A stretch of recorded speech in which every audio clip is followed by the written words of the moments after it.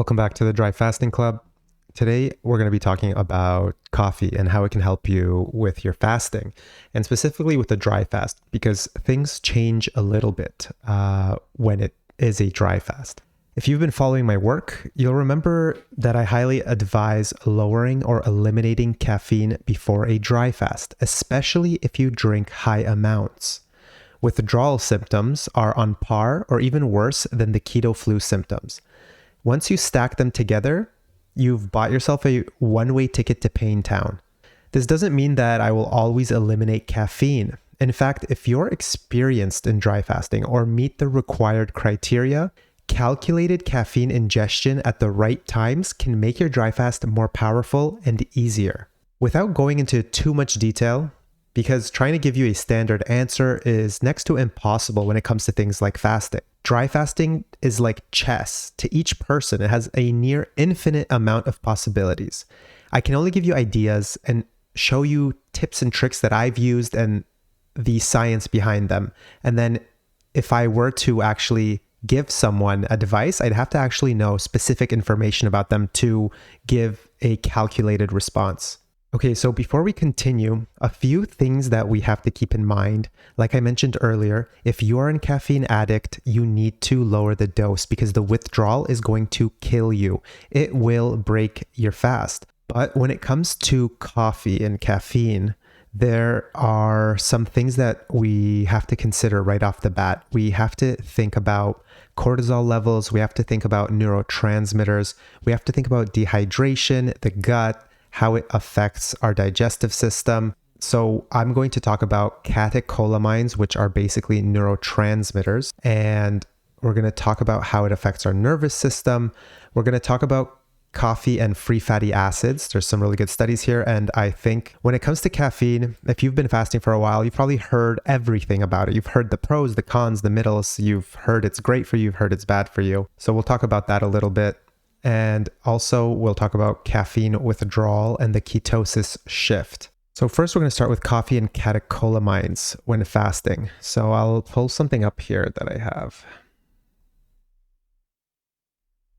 This graph.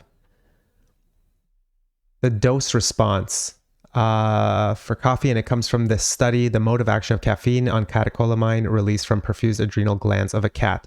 The important thing here is that people think that a dry fast is a huge stressor of your adrenal glands. And yes, it is a bit of it. That's why if you have huge adrenal issues, you can't be jumping into extremely long dry fasts. But people also think that if you stack coffee, which does secrete neurotransmitters, and it does secrete hormones like cortisol, like adrenaline, noradrenaline, etc. That's what you kind of feel when you get high off of coffee, that blissful moment of intense focus and energy. This study shows us that yes, coffee releases them, but the question is, will it basically stress the glands and the neurotransmitters to a point where it's going to damage them when you're going to have to deal with worse effects afterwards?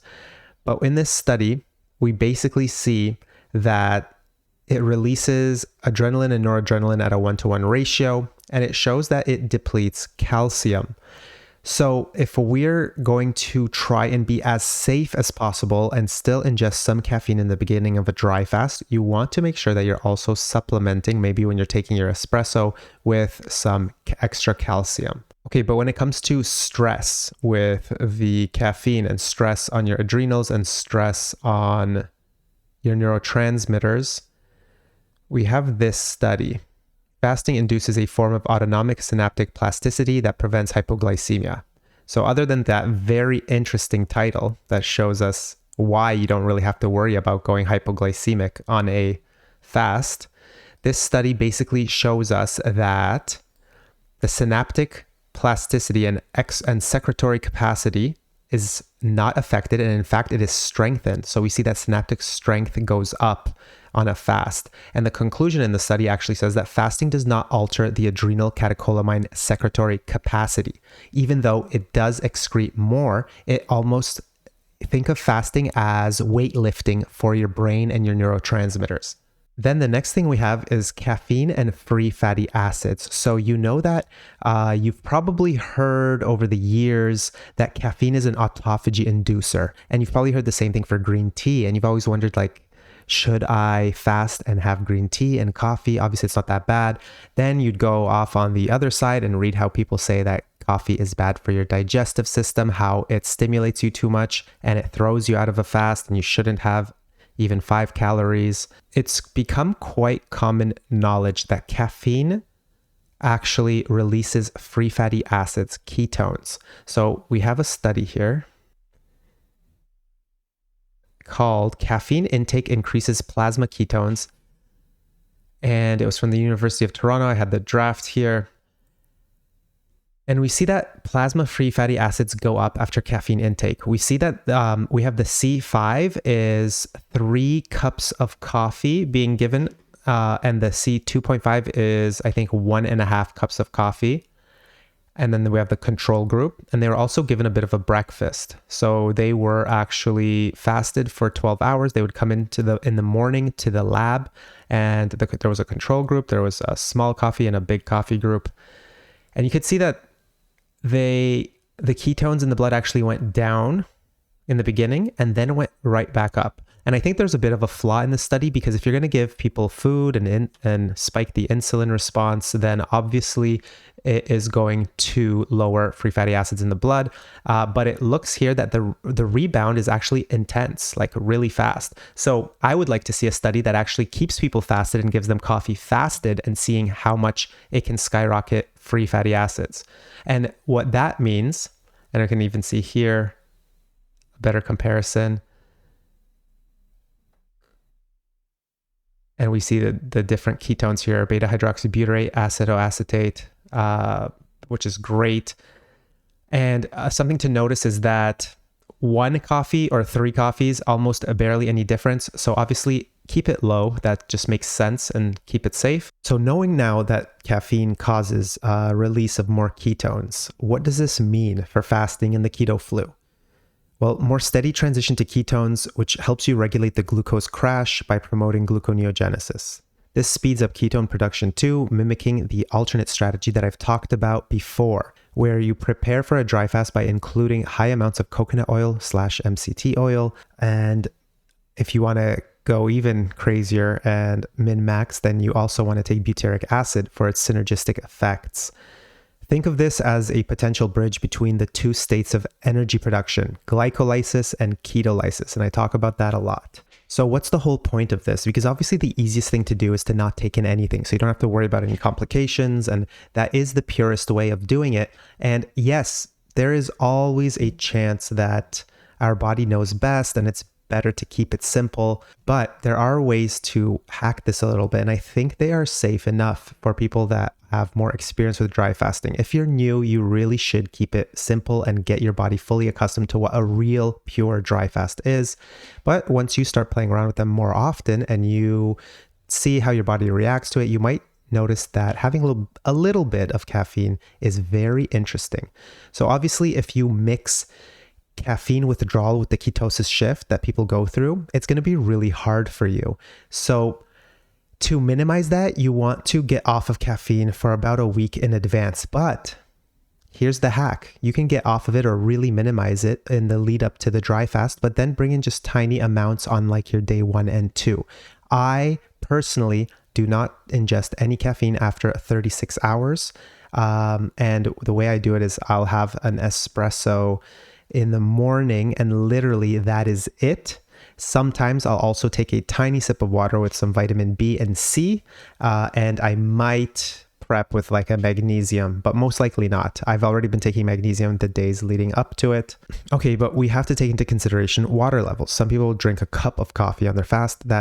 If you're going for a dry fast, you really should avoid that excess water. Remember that as your body goes into the 36-hour mark, you are now getting into higher levels of dehydration. That's where there's actual science showing things like aquaporins starting to change, which means that the body is starting to take action and it's starting to get into an hyperosmotic state. At this point, it's really not wise to be adding more things into the digestive system and into that chain reaction, which you can imagine as a bunch of dominoes. One has to knock down the other for it all to continue. And if you pull something out too deep into it, you might mess everything up. What you'll notice with caffeine is that it can minimize the keto flu, because if the coffee is already helping you release more ketones while you're in those first stages of the dry fast, that is going to allow for a smoother transition into ketolysis. And that is important because that's one of the barriers that breaks a lot of people. When you get so low energy, you feel so downtrodden mentally, physically, you just break the fast. But you don't understand that that's literally like a rocketing spaceship that needs to blast off and it's just rickety, but once it breaks through that ceiling, it just starts free floating. So with that in mind, I think that is very interesting. And I know a lot of people can't get rid of their caffeine addiction or taper it down enough. So there is still some hope for you to play around with this, but I really want you to watch out and understand that you're going to need to stop by at least 36 hours. And then you're going to be dealing with a little bit of withdrawal symptoms, but hopefully you have gotten through the keto flu earlier and it doesn't happen at the same time together, making you quit the fast. I hope this information answers some of your questions. If you have other ones, let me know, leave them in the comments. And until next time, good luck on your healing journey. Thanks for sticking around. If you've dry fasted before, have any questions or requests for future topics, please leave them in the comments below. I always check the comments for inspiration and ideas. If you're looking for a chat or to set up your dry fasting plan, check out the dryfastingclub.com website and subscribe. You should also check out the Discord community where you can meet other new and experienced dry fasters. Remember, no two people are the same, so every fasting experience is unique. Thank you and good luck on your dry fasting journey.